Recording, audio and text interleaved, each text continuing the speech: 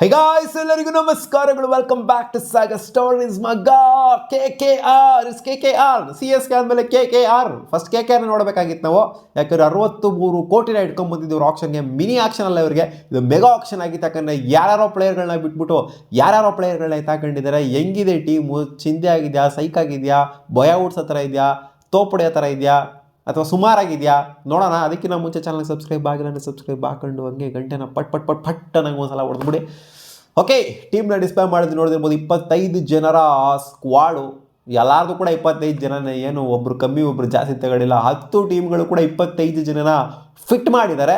So ನೋಡ್ತಾ ಇರ್ಬೋದು ಹೆಂಗಿದೆ ಅಂತ. ರಿಟೈನ್ ಪ್ಲೇಯರ್ಸ್ಗಳು ಸಪ್ರೇಟ್ ಆಯಿತು ಅಂದರೆ ಇವಾಗ ಆಕ್ಷನಲ್ಲಿ ಪಿಕ್ ಆಗಿರುವಂಥ ಪ್ಲೇಯರ್ ಬಂದ್ಬಿಟ್ಟು ದಕ್ಷ್ ಕಮ್ರಾ ಅಂತ 30 ಲಕ್ಷ ಕೊಟ್ಬಿಟ್ಟು ತೊಗೊಂಡಿದ್ದಾರೆ ಒಬ್ಬ ಪ್ಲೇಯರ್ನ. So just as a backup ಇರ್ಬೋದು ಅಂತ ಅಂದ್ಕೊಂಡಿದ್ದೀನಿ. ಆ್ಯಂಡ್ ಟಿಮ್ ಶೆಫರ್ಡ್, RCBಯ ಎಕ್ಸು, ಇವರು ಬ್ಯಾಕಪ್ ಆಗಿ ಬಂದಿದ್ರು ಲಾಸ್ಟ್ ಸೀಸನು.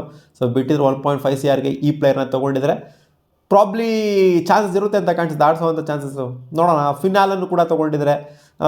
ಒಟ್ಟಲ್ಲಿ ನೋಡಿ ಇವರು ಓವರ್ಸೀಸ್ ಪಿಕ್ಗಳು ಹೆಂಗಿದಾವೆ ಅಂತ. ರೋಮನ್ ಪೋವಲ್ ಜೊತೆಗೆ ಸುನಿಲ್ ನಾರಾಯಣ್ ಇಬ್ಬರನ್ನ ಮಾತ್ರ ರಿಟೈನ್ ಮಾಡ್ಕೊಂಡಿದ್ರು.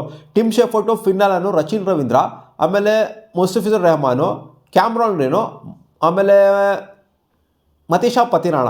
ಸೊ ಮತೀಶಾ ಪತಿರಾಣಂಗೆ ಜೊತೆಗೆ ಕ್ಯಾಮ್ರಾನ್ಗೆ ಇಬ್ಬರಿಗೆ ಸೇರ್ಕೊಂತು ಅಂದರೆ 43 ಚಿಲ್ಲರೆ ಕೋಟಿನ ಇವರು ಹಾಳು ಮಾಡಿಬಿಟ್ಟಿದ್ದಾರಲ್ಲಿ.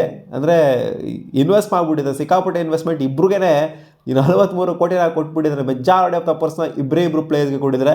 ಜೊತೆಗೆ ಮುಸ್ತಫಿಜುರ್ ರೆಹಮಾನ್ ಇದು 9.20 ಕೋಟಿಗೆ ಹೋಗ್ತಾರೆ ಅಂತ ನಾನಂತೂ ಅಂದ್ಕೊಂಡಿರಲಿಲ್ಲ. ಒಂದು 5 ಕೋಟಿಗೆ ಹೋಗ್ಬೋದು ಅಂತ ಅಂದ್ಕೊಂಡಿದ್ದೆ, ಅಥವಾ ಅದಕ್ಕಿಂತ ಕಮ್ಮಿಗೆ ಹೋಗ್ಬೋದು ಅಂತ ಅಂದ್ಕೊಂಡಿದ್ದೆ. ಇದೊಂದು ಸ್ವಲ್ಪ ಇನ್ನೂ ಜಾಸ್ತಿನೇ ಆಯಿತು.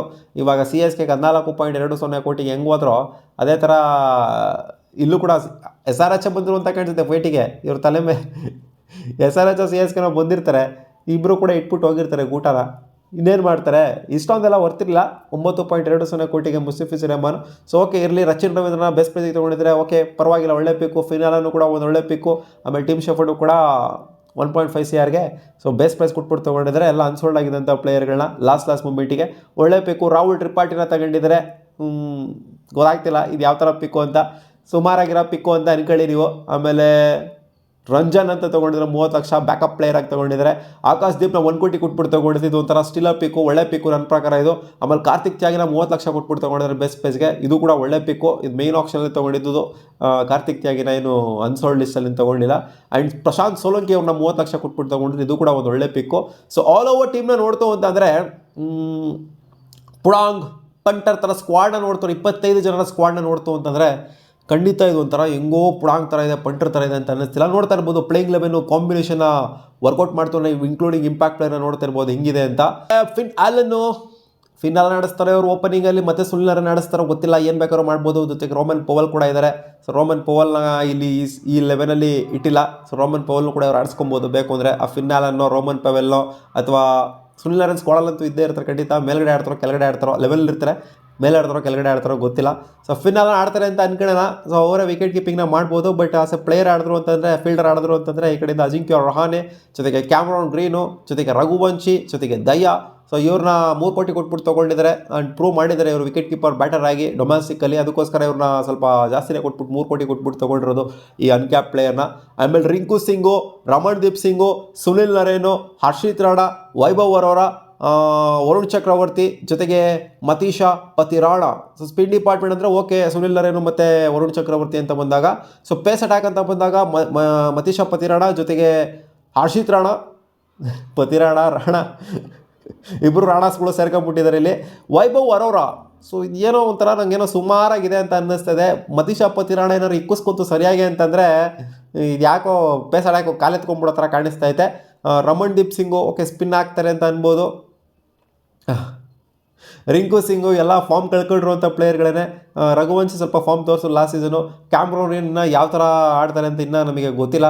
ಏನು ಕೈ ಹಿಡಿತಾರ ಅಥವಾ ಈ ಸೀಸನ್ ಕೈ ಕೊಡ್ತಾರ ಅಂತ. ಒಟ್ಟಿನಲ್ಲಿ ಒಂದು ಸ್ವಲ್ಪ ಕನ್ಸಿಸ್ಟೆನ್ಸಿನ ಎಕ್ಸ್ಪೆಕ್ಟ್ ಮಾಡ್ಬೋದು ಕ್ಯಾಮ್ರಾನ್ ಗ್ರೀನಿಂದ. ಇಲ್ಲಿ ರೋಮನ್ ಪೋವಲ್ನ ನಾವು ಆಡಿಸ್ಬೋದು ಬೇಕಾದ್ರೆ ಫಿನಾಲ್ ಅವರ ಜಾಗದಲ್ಲಿ. ಬೇಕಾದ್ರೆ ಸುನಿಲ್ ನರೇನ್ನೇ ಓಪನ್ ಮಾಡಿಸ್ಬಿಟ್ಟು ರೋಮನ್ ಪೋವಲ್ನ ಇಲ್ಲಿ ಮಧ್ಯದಲ್ಲಿ ಬೇಕಾದ್ರೆ ತೋರಿಸ್ಕೊಬೋದು. ಸೊ ಇದೆಲ್ಲ ನೋಡ್ತು ಅಂತಂದರೆ ಸುಮಾರಾಗಿದೆ ಅಂತ ಅನ್ನಿಸ್ದೆ ಅಷ್ಟೇ. ಇನ್ಫ್ಯಾಕ್ಟ್ ಬಿಲೋ ಆವ್ರೇಜ್ ಅಂತಲೇ ಅನ್ನಿಸ್ತಾ ಇದೆ. ಏನಂತ ಇವರು ಸಖತ್ತಾಗಿ ಮಾಡಿಬಿಟ್ಟಿದ್ದಾರೆ ಟೀಮ್ನ ಅಂತ ನನಗೇನೋ ಅನ್ನಿಸ್ತಾ ಇಲ್ಲ. ಈ ಟೀಮು ಭಯ ಹುಟ್ಟಿಸುತ್ತೆ, ನಡ್ಗ ಬಿಡಿಸುತ್ತೆ, ಅಥವಾ ಟ್ರೋಫಿಗೆ ಇದ್ಬಿಡುತ್ತೆ ಅಂತ ನನಗಂತೂ ಅನ್ನಿಸ್ತಾನೆ ಇಲ್ಲ. ಸುಮಾರಾಗಿದೆ ಅಂತಲೂ ಅನ್ನಿಸ್ತಾ ಇಲ್ಲ ನನಗೆ. ಬಿಲೋ ಆ್ಯಾವ್ರೇಜ್ ಅಂತ ಅಂತೀನಿ ನಾನು. ಟೀಮು ಚೆನ್ನಾಗಿಲ್ಲ ಇದು. ಈ ಟೀಮು ಪಕ್ಕಾ ಟ್ರೋಫಿ ಅಂತೂ ಗೆಲ್ಲೋವಂಥ ಸೀನೇ ಇಲ್ಲ. ನೀವು ಕಾಮೆಂಟ್ ಸೆಕ್ಷನಲ್ಲಿ ಹಾಕಿ ಹಾನೆಸ್ಟಾಗಿ ನಿಮ್ಮ ಅಭಿಪ್ರಾಯ. ಈ ಟೀಮು ಏನಾದರೂ ಮಾಡುತ್ತೆ ಅಂತ ನಿಮಗೆ ಅನ್ನಿಸ್ತಾ ಇದೆಯಾ? ನನಗಂತೂ ಸ್ಟ್ರಾಂಗಾಗಿ ಅನ್ನಿಸ್ತಾನೆ ಇಲ್ಲ. ಇನ್ನು CSK ಪರವಾಗಿಲ್ಲ, ಸ್ವಲ್ಪ ಬೆಟ್ರಾಗಿ ಕಾಣಿಸ್ಕೊಂಡಿದ್ದಾರೆ. ಲಾಸ್ಟ್ ಟೈಮ್ಗೆ ಕಂಪೇರ್ ಮಾಡ್ತಂದ್ರೆ ಬೆಟರ್ ಆಗಿದ್ದಾರೆ. ಸೊ ಈ ಟೀಮ್ ನೋಡ್ತು ಅಂತಂದರೆ ಲಾಸ್ಟ್ ಟೈಮ್ ಹೆಂಗೈತೋ ಈ ಟೈಮು ಕೂಡ ಅದೇ ಥರನೇ ಸೀನ್ ಕಾಣಿಸ್ತೈತೆ. ಹೌದು, ಹೊಸ ಪ್ಲೇಯರ್ಸ್ ಸ್ವಲ್ಪ ಜನ ಬಂದಿರ್ಬೋದು, ಬಟ್ ಆದ್ರೂ ಏನೂ ಇಲ್ಲ, ಏನೋ ಒಂಥರ ಖಾಲಿ ಪಲಾವ್ ಥರ ಕಾಣಿಸ್ತಾ ಇತ್ತು ನನಗೆ ಈ ಟೀಮು. ಮತ್ತೆ ಸಿಗೋಣ ಮುಂದಿನ ವೀಡಿಯೋದಲ್ಲಿ. ನೀವು ಕಾಮೆಂಟಲ್ಲಿ ಹಾಕಿ ನಿಮ್ಗೆ ಏನು ಅನಿಸ್ತಿದೆ ಅಂತ KKR.